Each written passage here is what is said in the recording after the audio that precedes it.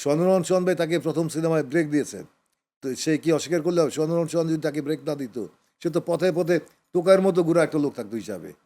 কিসের শাকিব খান হতো? তার সাথে কাজ করা হয় না কেন? শাকিব খান 3 কোটি টাকা নেয়, কথার কথা। আমি আসলে প্রস্তুত না 3 কোটি টাকা দিতে তাকে। শিক্ষাগুরুকে আপনি যেভাবে সম্মান দিলেন, মানে এটা দেখে কিন্তু আমার খুবই মানে ভালো লাগলো যে খুবই আমি মনে হলো যে আপনি মানুষ হিসেবেও আসলে একজন অনেক বড় মাপের মানুষ। আচ্ছা, নাহলে আমি একটু প্লাস করি। প্লিজ। আর সবার তো ফেসবুক আইডি আছে। আমার একটা ফেসবুক আইডি আছে, শাহিন খান, ব্র্যাকেটে শাহিন সুমন। আমার নিকনেম শাহিন খান। তো শাহিন সুমন আর সিনেমার নাম। তো আমার যেই ছবিটা দিয়ে প্রোফাইলটা তৈরি করা আছে, সেই প্রোফাইলের ছবি আমি এবং আমার ওস্তাদ, মানে আমার শিক্ষাগুরু আবিদ হাসান বাদল সাহেবের ছবি দিয়ে এটা করা।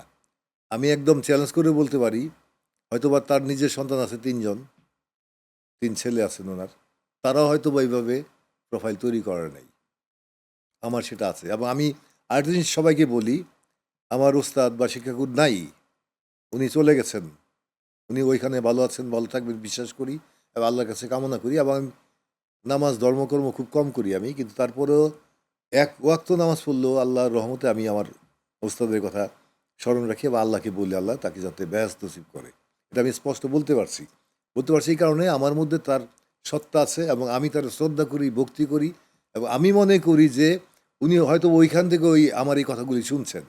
আমি মনে করি যে ওনাকে যে আমি স্মরণ করছি, আমার মধ্যে সেই কৃতজ্ঞতা বোধটা আছে, উনি জানুক সেটা, যে আমি সেই কৃতজ্ঞতা নিয়ে এখনও আছি এবং ভবিষ্যতে থাকবো। এবং এই প্রফেশনে ইনশাআল্লাহ আল্লাহর মধ্যে বলতে পারি, এই কৃতজ্ঞতা বোধের কারণে আমি টিকে থাকবো সবসময় সম্মানের সাথে, আল্লাহর রহমতে। এই যে আপনার কৃতজ্ঞতা স্বীকার করা, এটা তো খুবই বড় মাপের মনের পরিচয়। তো এখনকার যারা ধরেন সহকারী পরিচালক, আপনারও তো অনেক সহকারী পরিচালক হয়েছে। তাদের মধ্যে কি আপনি আপনার মতো এরকম মানে সম্মান দেওয়ার বিষয়টা দেখতে পান? আমি আসলে কি কৃতজ্ঞতা বোধের কথা আমি প্রথমে কিন্তু বলেছিলাম, সেটা কৃতজ্ঞতা বোধের বিষয়টা আসে না, কিন্তু আমাকে যে প্রথম মানে অনুপ্রেরণা দেওয়া, নাটক তৈরি করা, একজন 5 ওয়াক্ত নামাজি আমার জুনিয়র ফ্রেন্ড মিঠু, সেটা একটা আমার কৃতজ্ঞতার জায়গা। পরবর্তী সময় আমার ওস্তাদ, কৃতজ্ঞতার জায়গা। আমি প্রথম ছবি করেছি নায়ক রুবেল ভাই। তার কাছে আমি এই অনুষ্ঠানের মাধ্যমে বলতে চাই বা অনেক জায়গায় বলেছি, ওনার প্রতি কৃতজ্ঞতা শেষ নেই। সেভাবে টাকা পয়সা দিতে পারি নাই, কিন্তু উনি আমাকে নতুন পরিচালক হিসেবে যে পরিমাণ সহযোগিতা করার দরকার সেটা করেছেন। ব্যক্তিগতভাবে ওনার সাথে আমার এই মুহূর্তে সম্পর্ক, আমি তার শ্যালক। আচ্ছা। উনি দুলাভাই, শালা দুলাভাই সম্পর্ক, দুলাভাই ডাকি। আর চমৎকার সম্পর্ক এবং তার প্রতি কৃতজ্ঞতা আমি সারা জীবন স্বীকার করব। আমার প্রথম প্রযোজক মেহেদী হাসান কাকুর নাম। আমি জীবনে সিনেমা ডিরেক্টর হওয়ার মতো কোনো যোগ্যতাই ছিল না আমার। আমার কোনো যোগ্যতা ছিল না যে আমি সিনেমার পরিচালক হব। আমি একটা আড্ডাবাজ লোক। এফডিসি আসতাম, আড্ডা মারতাম। আর অর্থনৈতিকভাবে একটু ভালো ছিলাম। আমি বড়লোকের সন্তান না, একদম মিডল ক্লাস থেকে এসেছি। কিন্তু আমি আ ফিল্মে আসার আগে এই ব্যবসা-বাণিজ্য করতাম। আমি আসতাম, অনেকের সাথে সম্পর্ক ছিল। প্রচুর খরচ করতাম এফডিসিতে। আসা যাওয়া, এই খরচ করা, ঘোরাঘুরি করতাম। সবার সাথে সম্পর্ক ছিল। তখন উনার সাথে সম্পর্ক হয় মেহেদী হাসান কাঁকন। আমার প্রথম প্রোডিউসার। প্রোডিউসার। বসুন্ধরা মার্কেটের উল্টা পাশে, বসন্ত সিটির উল্টা পাশে কাঁকন ফার্নিচার মার্কেট আছে। ওই কাঁকনই উনি। আচ্ছা। উনি তখন এত বড় মার্কেট ছিল না। ঢাকা ফার্নিচার মার্কেট আছে এখন অভিসার সিনেমা হলের পাশে, নতুন মার্কেট ওনার। উনি তখন খুব এত প্রসিদ্ধ ছিলেন না, মোটামুটি ছিলেন। উনার সাথে আমার ফ্রেন্ডশিপ হওয়ার কারণে উনি আমাকে দিয়ে সিনেমা তৈরি করলেন। প্রথম ছবি গডফাদার। ওই সিনেমাটা কি হিট ছিল? সুপার ডুপার হিট ছবি এবং উল্লেখযোগ্য একটা বিষয় আছে, গডফাদার মানে কেন্দ্রীয় ভূমিকায়, গডফাদারের মানে নাম ভূমিকা অভিনয় করেছিলেন আমাদের প্রয়াত সিঙ্গার, আমাদের সবার গুরু আজম খান, পপ গুরু আজম খান। আচ্ছা, হ্যাঁ, হ্যাঁ, মনে আছে। সেন্ট্রাল ক্যারেক্টার করেছিলেন উনি। হুম। গডফাদারের নাম ভূমিকা তার ছিল, অভিনয় করা ছিল ওটা। উনি তো মনে হয় আর কোনো সিনেমা করে নাই নাকি? না, না।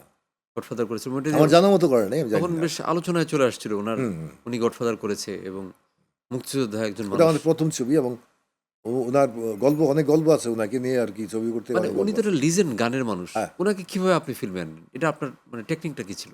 আমি ১ম এ চেয়েছিলাম আমাদের সিঙ্গার জেমস ভাই কিনতে। মানে একটা গডফাদার একটা গ্যাংস্টার। সে ওই সময় জেমস ভাই তখন পাঞ্জাবি, সাদা পাঞ্জাবি পরতেন, জিন্সের প্যান্ট পরতেন, একটা গামছা থাকতো। হুম। আর পাঞ্জাবির নিচে উনি কোনো স্যান্ডো গেঞ্জি-টেঞ্জি কিছু পরতেন না। আমার আদলটা ভাল লাগতো। স্লিপার পরা, একটা এলোমেলো চুল, বড়, বড় চুল। আর দেখতে তো ওনাকে একটু অন্যরকম লাগে, কথা বলার টোন আলাদা। ওনার ফ্যান আমি। ওর সাথে আমার মোটামুটি সম্পর্ক তৈরি হলো।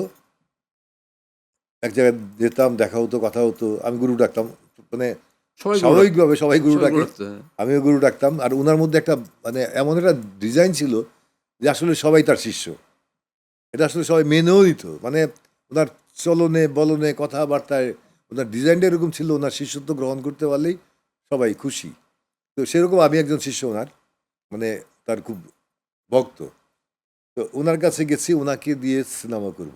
গডফাদার নাম ভূমিকায় প্রথম ছবি, যেহেতু একটা চমক দরকার, হুম, হুম, হুম। যাতে সারা দেশে দর্শকের একটা ইয়ে থাকে, মানে নজর থাকে যে জেমস ভাই আছে ছবিতে। হুম। হ্যাঁ, তো ওই চিন্তা ভাবনা থেকে ওনার কাছে গেছি ছবি করার জন্য, আমার সাথে সম্পর্ক আছে। বললাম, গুরু আমার একটা সিনেমা করবো, সিনেমা করতে হবে। হ্যাঁ, আমার কিন্তু অভিনয় হবে না রে, আমি অভিনয় করতে পারবো না। আমি না, গুরু করতে হবে, আমার প্রথম ছবি করতে হবে। আচ্ছা, তখন বললো কত টাকা দিবি? আমি, গুরু বলেন, আপনি বলেন। ও 10 লাখ টাকা দিবি। তা আমি শুনে হাসলাম। হাসিস কেন? আমি কই, এই মুহূর্তে ফরিদি ভাই, রাজীব ভাই নেয় 2.5 লাখ টাকা, আর আপনি বললেন 10 লাখ টাকা। আর শোন, আমি জেমস, আমি ব্র্যান্ড, আমাকে সেল করবি, আমাকে টাকা দিবি না? আমাকে দিতে হলে 10 লাখ টাকা দিতে হবে। সেই 10 লাখ টাকা দেওয়ার সক্ষমতা ছিল না আমাদের, আমার প্রডিউসারের। তো যার কারণে বিকল্প চিন্তা করেছিলাম, আর কাকে নেওয়া যায়, কাকে নিলে অডিয়েন্সের একটা আগ্রহ তৈরি হবে। যেহেতু প্রথম সিনেমা, সেই আগ্রহ চিন্তা করে, মানে দর্শক আগ্রহ মাথায় রেখে, আমার এক ফ্রেন্ড, সেও বয়স একটু জুনিয়র, কিন্তু ফ্রেন্ডলি চলি আমরা, আমাদের বিখ্যাত এডিটর তহিদ হোসেন চৌধুরী, আমাদের চলচ্চিত্রের এডিটর। আপনি ছবি দেখলেই দেখবেন হুম, এডিটর মানে হুম। তহিদ হোসেন চৌধুরী। তো জাতীয় পুরস্কারপ্রাপ্ত। তো সে আমাকে বলল, শাহিন ভাই এক কাজ করেন, আমি তো কমলাপুর থাকতাম, আজম ভাই থাকে, আজম খান থাকে কমলাপুর, আমার সাথে সম্পর্ক আছে, আজম খানকে নেন। আমি কি, আজম খান করবে? চলো না যাই। তাকে নিয়ে গিয়েছিলাম, আজম খান ভাইয়ের সাথে দেখা করলাম, কথাবার্তা বললাম। উনি খুব খোলামেলা, খুব মানে বড় মনের মানুষ ছিলেন, মানে আত্মাওয়ালা, দিলওয়ালা, খুব বড় মাপের, বড় মনের মানুষ। আলাপটা অনেকক্ষণ আলাপ করলাম, গল্প শোনালাম, শুনলো। আমি বললাম যে, গুরু, উনি তো পপ গুরু না, তো ওনাকে গুরু ডাকে। ওরা গুরু ডাকে সবাই, তো হ্যাঁ। গুরু, এই ক্যারেক্টারটা করলে যদি অভিনয় করেন আপনি, খোঁচা খোঁচা দাঁড়িয়ে থাকতে হবে। মানে মূল ইনফরমেশন হলো এটা যে, এরকম একটা লিকলিকা গড়নের মানুষ, যার শরীরে মাংস নাই, শুধু হাড়, কঙ্কাল সর্বস্ব একটা মানুষ, সারা শহর নিয়ন্ত্রণ করে। গডফাদার সে সে একজন। গডফাদার, তার আঙ্গুলের ইশারায় সবকিছু ঘটে। মানে এটা ছিল আমাদের ভিতরের ইয়া। তো সেই হিসাবে তাকে বলার পর সেগুলো আছে শুনলো, আছে ঠিক আছে দেখি, 7 দিন পরে আয়। আমরা চলে এলাম, 7 দিন পরে গেলাম ওনার সাথে দেখা করতে, পেলাম না। উনি কমলাপুর মাঠে ক্রিকেট খেলছেন, ওখানে গেলাম, দেখি পাকা সাদা পাকা দাড়ি। আমি, গুরু দাড়ি কি বর শেভ করার নেই? এই, এটা অভিনয় করতে হবো না? তোরা কইসস না ক্যারেক্টার ভালো লাগছে আমার, অভিনয় করুম, চল, কবে নামবি, নামার পর। এ হচ্ছে আজম খান ভাই, আমাদের পপ গুরু। আমাদের সাথে সম্পৃক্ত হলে না, ওনাকে দিয়ে শুরু করলাম 2002 সালের শেষ দিকে ছবি শুরু করলাম। আহ, ফিল্ম নিয়ে যখন কথা বলছি, আমি যেটুকু জানি যে বাংলাদেশের সবচাইতে বেশি সাকিব সাকিব খান তো আমাদের এখন সবচাইতে বড় স্টার বাংলাদেশের চলচ্চিত্র ইন্ডাস্ট্রির। সাকিব খানকে নিয়ে সবচেয়ে বেশি সিনেমা করেছেন আপনি, সেটার সংখ্যা কতগুলো? 22টা ছবি তৈরি করেছি শাকিব খানকে নিয়ে, এটা 22টা ছবি? 22টা, এটা সর্বাধিক। এটা আসলে কেউ আর ক্রস করতে পারবে না, কারণ কি শাকিব খান, আমি 2004 সাল থেকে শুরু করেছি শাকিব খানকে দিয়ে শুরু। 2004 সালে প্রথম ছবি তার সাথে, ওই থেকে 2019 সাল পর্যন্ত শেষ। 2004 সাল থেকে 2019। 19 সালের প্রথম পরে আমি ছবি করিনি তাকে প্রথম নিয়ে। সিনেমাটা একটু বলবেন 2004 দু সালে হাজার চার সালের ছবি, ছবির নাম ছিল নষ্ট। ব্যাপক ব্যবসা সফল ছিল। এটা সাকিব ছিল, রিয়াজ ছিল, হ্যাঁ, আর কে ছিল সাথে? সাকিব, রিয়াজ, কেয়া, রত্না, আচ্ছা, আর ওমর সানি ভাই। আচ্ছা। ওমর সানি ভাই কি ভিলেন বিলেন, ছিলেন? বিলেন, হ্যাঁ। তো এই সিনেমাটার ওমর মানে সানি ভাই ছিল, শিবা শানু ছিল। মানে আমি শুধু সাকিব খান নিয়ে অনেক গল্প করব, আমরা একটা ব্রেক নিতে হবে। তার আগে শুধু সংক্ষিপ্তভাবে একটু বলেন যে সাকিবের সাথে প্রথমে আপনি কিভাবে আলাপ হলো এবং কিভাবে তাকে আপনি চুজ করলেন, তাকে আপনি নিবেন, পিক করবেন? রিয়াজ, ওই সময় রিয়াজ মোটামুটি তুঙ্গে, আর শাকিব খান প্যারালাল, মানে ইয়াং। প্যারালাল মানে শাকিব খান উঠছে। তার বেশ কিছু ছবি দেখেছি, তার অভিনয় দেখে মুগ্ধ হয়েছি। তার সাথে মোটামুটি পরিচয় ছিল, মানে সম্পর্ক মোটামুটি ছিল, তেমন না। আর আমি যেহেতু সিনেমায় 2-3টা, এর আগে আমি গডফাদার তৈরি করার সময়, বাংলাদেশের একটা রেকর্ড, গডফাদার তৈরি করার সময় আর 3 ছবি পেয়ে গিয়েছিলাম। তৈরি করার রিলিজ করার আগেই আগেই রিলিজ করার আগেই একটা অদ্ভুত ঘটনা ঘটেছিল। সেটা হচ্ছে যে আসলে নিজেকে বড় করে দেখছি না। আমি আসলে সিনেমা বা নির্মাণ কি জিনিস, কিভাবে সিনেমা নির্মাণ করতে হয় সেটা আমি জানি না। যেহেতু আমি মানে প্রথাগত শিক্ষা নিয়ে আসি নাই। আমি আমার উস্তাদের কাছ থেকে, শিক্ষকের কাছ থেকে সরাসরি কিছু শিখি নাই, এসিস্ট করি নাই। আমি যা কিছু তৈরি করেছি সব আমার নিজের চিন্তায়। যেই শটগুলি নিয়েছি, যেই দৃশ্যগুলি চিত্রায়ন করেছি, প্রতিটা শটের পেছনে ছিল আমার নিজস্ব চিন্তা এবং আমার আল্লাহ প্রদত্ত আমার যতটুকু জ্ঞান। আমি আমার মতো করে শট নিয়েছি। আর যখন আমি ছবি শুটিং শুরু করি, তখনই পুরা ইন্ডাস্ট্রিতে চাউর হয়ে যায় নাম। সমস্ত শিল্পী, কুশলীরা মানে আপনার প্রথম ছবি কমপ্লিট করার আগেই আপনি চলাকালীন সময় চলাকালীন সময় মানে কমপ্লিট হয় নাই, হ্যাঁ, কমপ্লিট হয় নাই। আপনি ৩টা ছবি পেয়েছেন। হ্যাঁ, এটা শুধু এটা মানে রেকর্ড মনে হয় শুধু আমার মনে শুটিং হয়। চলাকালীন সময়ে। কারণ হচ্ছে এমনভাবে প্রচার হয়েছে, পুরা কাকরাইলপাড়া তখন ছিল ফিল্ম ইন্ডাস্ট্রি। হুম। কাকরাইলপাড়া পুরা অনেক অফিস ছিল, শত শত অফিস। এই গল্পটা আমরা শুনবো। আমাদের একটা ছোট্ট ব্রেক নেওয়ার সময় হয়ে আসছে। এই ব্রেকের পরে আমরা আপনার কাছে ফিরে আসব। আপনার সাকিব খানের সাথে পরিচয়ের কথাটা আমি জানতে চেয়েছিলাম যে তার সাথে আপনার কিভাবে পরিচয় হলো? আমি একটা সূত্র বলে গেছিলাম যে আমি বেশ কয়েকটা সিনেমায় পেয়ে গিয়েছিলাম প্রথম ছবির পরই। তো আলোচনায় ছিলাম, হুম, হুম। মানে ইন্ডাস্ট্রি আলোচনায় যে নির্মাণ মানে প্রমাণ করার আগেই একটা প্রোডাকশন বয় কিন্তু অনেক কিছু বলে। সিনেমার একজন প্রোডাকশন বয় কিন্তু অনেক কিছু করতে পারে। বিভিন্ন অফিসে যায়, এটা বিভিন্ন জায়গায় বলা যায়, অমুক এক ডিরেক্টর আসছে, ভাই এরকম শর্ট নেয়, ওরকম নেয়, সেরকম নেয়, এরকম বলা বলি। হুম, হুম। শিল্পী থেকে আরম্ভ করে সবাই এগুলি বলা বলি, ক্যামেরাম্যান থেকে আরম্ভ করে সবাই। এই এই প্রচারগুলি খুব এতভাবে প্রচারিত হয়েছিল যে কাকরাইল পাড়ায়, মানে হিরিক দাবা, মানে দাব দাব করে 3টা ছবি আরও চলে হাতে আসবে। আসে রিলিজ করার আগেই, মানে প্রমাণিত হওয়ার আগেই। যাত্রাটা শুরু ওইভাবেই। এবং আল্লাহর অশেষ রহমত যে ওই যাত্রা চলমানই ছিল, মানে সবসময় সিনেমা ছিল, সিনেমা ছিল, সিনেমা ছিল। ওই সময় শাকিব খানকে নেওয়ার জন্য গেলাম। আর শাকিব খান নেওয়ার জন্য গেলাম, শাকিব খানের খুব ক্লোজ লোক ছিল, বন্ধু ছিল আরেক হিরো আসিফ ইকবাল। তার ক্লোজ ফ্রেন্ড আছে সাইফ খান কালু, কোরিওগ্রাফার। তারা আমাকে ধরলো, ফাইট ডিরেক্টর ডিএস চুন্নু, তাদের সাথে আমার সম্পর্ক। তারা আমাকে ধরলো শাকিবকে নিয়ে ছবি করার জন্য। তা আমি তখন আমার নিজের একটা গল্প, ছবির নাম নষ্ট। দীর্ঘদিন আমি গল্পটা লালন করেছিলাম। লালন করেছিলাম কেমন? আমি সিনেমা আসার আগে থেকেই একটা সিনেমার একটা লাইন আপ তৈরি করেছিলাম। নষ্ট ছবি line up, 1 line, 1 line, 2 line, 3 line করে এরকম একটা লাইন আপ 2 পৃষ্ঠার মধ্যে তৈরি করেছিলাম। দৃশ্যগুলি কীভাবে কী হবে, যেহেতু আমি নাটক লেখালেখি করতাম, লেখালেখির অভ্যাস আছে, তো সেইভাবে লিখে রেখেছিলাম। পরবর্তী সময় ডিরেক্টর হওয়ার পরে আমি যখন নষ্ট বানানোর সুযোগ পাই তখন ওইটাই গিয়ে আমি কিন্তু পকেটে ওই কাগজটা থাকতে থাকতে, লাইন আপটা থাকতে থাকতে কাগজ বাস, মানে পুরো বাসটা ছিঁড়ে একদম, মানে খুব বিতিকিচ্ছা অবস্থা ছিল।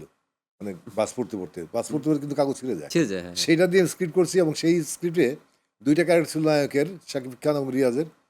শাকিব খানের ক্যারেক্টার ছিল অসাধারণ, দুর্দান্ত। আর রিয়াজ তখন ফর্মে একটু। আমি চিন্তা করছি শাকিব খানকে নিয়ে এই ক্যারেক্টার দিয়ে ছবি করব। এবং মজার ঘটনা, শাকিব খানকে নিয়ে ওই ছবি করার পর রিয়াজ তো ভাবতে পারে নাই যে আমি আসলে এই ধরনের একটা ঘটনা ঘটাবো। শাকিবকে ভালো ক্যারেক্টার দিয়ে তাকে একটু দুর্বল ক্যারেক্টার দিব, সেটা সে চিন্তা করে নাই। তো সে তার মার্কেট ভালো, সে ভেবেছে তার মতো। আমি চিন্তা করছি যে তাকে দিয়ে করাবো। এবং এই ঘটনা ঘটানোর পর, ছবি রিলিজ করার পর, শাকিব খানের ক্যারেক্টার পাশাপাশি তার ক্যারেক্টার দেখার পর রিয়াজ আমার সাথে 3 বছর কথা বলে নাই। মানে শাকিব খানকে ওই ক্যারেক্টার দিলাম, ওই রাগে অভিমানে রাগে অভিমানে 3 বছর কথা বল নাই। আপনাকে তারপরে শাকিবের সাথে আর রিয়াজের সাথে আরো ছবি হয়েছে, আর 2টা ছবি করেছি পরবর্তী সময়ে। সেটা পরে বাধা ছবি করেছি, অনেক সুপার ডুপার হিট ছবি, জমিদার করেছি রিয়াজকে নিয়ে। শাকিব খান নিয়ে এই 2004 সালের প্রথম শুরু, নষ্ট দিয়ে শুরু, এবং যাত্রা অব্যাহত ছিল। এমনও ছিল একটা সময় 5, 7, 6 সালে, 8 সালে, এরকম সালে দেখা যেত কোনো ডিরেক্টর গেলে সাকিবের শিডিউল চাইলে দেখা যেত শিডিউল নাই। কেন? শাহিন সুমন। অমুক মাস শাহিন সুমন, তুমুক মাস শাহিন সুমন। বছরে ওই সময়ে শাহিন সুমন মানে অন্তত 5টা ছবি রিলিজ হতো বছরে, তো 4 সাকিব থেকে 5টা। মানে সাকিব এবং খান সাকিবের মেজরিটি টাইম ছিল আমাদের। মানে শাকিব খানের সাথে এই যে আপনি 22টা ছবি করেছেন, তার মানে শাকিব খানের জীবনের ক্যারিয়ারের একটা টার্নিং পয়েন্টের পরিচালক আপনি। 100% আমি আমি আমার কথা বলি শুধু। আমি টার্নিং পয়েন্ট কয়েকটা পরিচালক নাম বলতে পারি এই বাংলাদেশে। এফআই মানিক ভাই, তারপরে বদিউল আলম খোকন ভাই, শাহাদাত হোসেন লিটন ভাই, এবং শাহিন সুমন। তো এদেরকে এখন শাকিব খান ডেট দেয় না কেন? এখন সে ডেট দেয় যাদেরকে এরা এখন ডেট দেয় না বলতে আসলে এই জিনিসটা আসলে বললে ভুল হবে। রানিং ডিরেক্টর কে আছে? মানে আপনি তো এখনো কাজ করতে আমি পারেন। আমি আছি, কাজ করতে সক্ষম, কাজ করার মতো সক্ষমতা আছে, আল্লাহ সুস্থ রেখেছে, সব ঠিক আছে। কিন্তু এই মুহূর্তে সিনেমার যেই স্তরে গেছে, বাজেটের যে স্তরে গেছে, সেটা আমার নিজের কাছে, আমি এই অনুষ্ঠানের মধ্যে বলতে চাই, আহ, শোনা কথা, শাকিব খান 3 কোটি টাকা নেয়।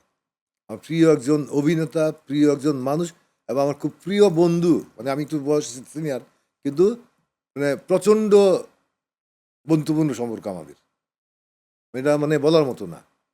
দীর্ঘ সময় তো 22টা ছবি তো আউটডোর আছে, অনেক বড় 22টা ব্যাপার। হ্যাঁ। ছবিটা অনেক জার্নি আছে। হুম, হুম। তো সেই আবার বিপদ আপদ, নিজেদের বিপদ আপদ অনেক বিষয় আছে, ইন্ডাস্ট্রির অনেক কিছু আছে। সবসময় আমরা পাশাপাশি থেকেছি, মানে ছায়ার মতো তার সঙ্গী আমার সঙ্গী, এরকম আমরা যে পারস্পরিক যে বন্ধন, সেটা ছিল, সেটা আছে, সেটা থাকবে। তার সাথে আমার কাজ নাই, কাজ করা নাই, কিন্তু এখনও যখন দেখা হয়, মানে যে কেউ দেখলে ভাববে যে পৃথিবীতে তার সাথে ভালো সম্পর্ক কার সাথে নাই। এই মুহূর্ত, মানে এই মুহূর্তটা, ওই মুহূর্তটা তখন ওইরকম থাকে, এবং এটা এখনও বিদ্যমান যে আমরা সুসম্পর্কিত। তার সাথে কাজ করা হয় না কেন? শাকিব খান 3 কোটি টাকা নেয়, কথার কথা। আমি আসলে প্রস্তুত না 3 কোটি টাকা দিতে তাকে। তার মার্কেট আছে, সব আছে, সব ঠিক আছে, কিন্তু আমি যদি বাণিজ্যিকভাবে চিন্তা করি, ডিস্ট্রিবিউশন চিন্তা করি, টোটাল প্রজেকশনের জায়গাগুলি চিন্তা করি, যেহেতু আমি বাণিজ্যিক ছবি নির্মাতা, বাণিজ্যিক চিন্তা আমার মাথায় সবসময় থাকে। আমি নিজে চিন্তা করবো যে একটা প্রডিউসারকে মানে নিজের হাতে খুন করার জন্য মানে অথবা আর্থিকভাবে ক্ষতির কিন্তু যে কোনোভাবেই সামাজিক যোগাযোগের মাধ্যমে একটা কথা এগুলি প্রায় এগুলি একটা বোকাস, এগুলি একটা না প্রায় একটা কথা দেখা যায় সামাজিক যোগাযোগের মাধ্যমে আমরা দেখি সবসময় বলে যে শাকিব খান নাকি নিজেই নাকি এটা বলেছে যে আমি এফডিসির যারা পরিচালক তাদের ফিল্মে কাজ করবো না আর কোনোদিন। এটা কি সত্যি? আসলে এটা তো শোনা কথা, অনেকই অনেক কিছু শোনা যায়। আমি জানি না, আমি আসলে বিভাজনে বিশ্বাসী না, এফডিসি আর ওই বাইরে, মানে এটা তো হওয়া উচিত না, না আসলে। খুবই বাজে বিষয়টা। আর এফডিসিতে আমাদের কিন্তু অসংখ্য পরিচালক আছে। শাকিব খান যদি বল থাকে, আমি এই অনুষ্ঠানের মাধ্যমে তীব্র নিন্দা জানাই এবং ঘৃণা জানাই তার প্রতি। কারণ শাকিব খান উৎপত্তি, তার উত্থান, কেরিয়ার সব কিছু কিন্তু এই এফডিসি থেকেই, একদম তার সবাই জন্ম। জানে, এটা সবাই আর জানে। পিতাকে যদি ভুলে যায়, তার জন্মকে, রক্তকে যদি সে ভুলে যায়, অস্বীকার করে, তার আমি তার প্রতি ঘৃণা এই অনুষ্ঠান থেকে প্রদর্শন করছি। আমি স্পষ্ট কথা বলতে পারি, তার প্রতি আমার অনেক ভালোবাসা, অনেক ভালোবাসা, এটা বলে শেষ করা যাবে না, এবং সম্পর্ক সেরকম। এবং আমি তার সামনেই কথা বলতে পারবো, মানে এত বড় ক্ষমতা রাখি যে তার সামনেই কথা বলতে পারবো। শাকিব খানকে ঘৃণা করি বলতে পারবো, এই কারণে আমার তার সাথে ভালো সম্পর্ক আছে। সে যদি এফডিসি যাদের মাধ্যমে সে তৈরি হয়েছে, আজকে শাকিব খান হতে গিয়ে তাকে অনেক কিন্তু কাঠখড় পোড়াতে হয়েছে, পড়াতে হয়েছে। অনেক স্তর পেরোতে হয়েছে, এবং স্তরের প্রতিটা ধাপে ধাপে কিন্তু আমাদের পরিচালক সমিতি যারা মেম্বার্স, তারাই ছিলেন। সোহান ভাই তাকে প্রথম সিনেমায় ব্রেক দিয়েছেন, তো সে কি অস্বীকার করলে হবে? সোহান যদি তাকে ব্রেক না দিত, সে তো পথে পথে টোকার মতো ঘুরা একটা লোক থাকতো হিসাবে। কিসে শাকিব খান হতো? সাধারণ একটা মানুষই থাকতো। চেহারা হয়তো দেখা যেত খুব সুন্দর, কিন্তু শাকিব খান না বলে চেহারাটা কিন্তু এত সুন্দর হতো এত না। সুন্দর হতো না, রাইট। ফোকাসটা হয় সেভাবেই মানুষ।